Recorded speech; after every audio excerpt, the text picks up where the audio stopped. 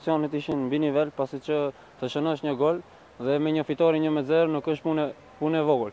Dhe siç e dim, ambicjet tona janë që të him në ligën e parë dhe 8 loja radhasi me fitore nuk është punë e lehtë, po ashtu jemi edhe në Kupën e Maqedonisë, ku do të luajmë me Teteksin dhe shpresojmë në fitore edhe atje. Pasi siç e dim, për një javë kemi luajtur 4 ndeshje, me na predokën të 8 ndeshja e 5 dhe shpresojmë të him edhe në atë lojë si favorit. Pasi siç e dim, ky është goli i parë im gjatë sezonit në dresin e KF Shkupit dhe shpresojmë që të jap ende gola. Mirë po, kisha raste edhe në ndeshjet më para, nuk e deshti fati që këtë lojë të shënoj gol dhe të jetë vendimtar për ekipin e FK Shkupit. Dhe këtë gol ja dedikoj voxhës së shfërtërave, Omer Bunjakut, dhe i uroj ditëlindjen dhe i lërim sa më të shpejt. Pa pred надпреварот беше фаворит Шкупи.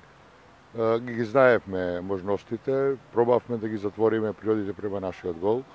Во што успеавме, мислам дека беше борбен надпревар, многу коректен и фер од двете страни. Добро судење имавме, еден момент го реши надпреварот, удар од 17-18 метри заврши нашиот гол.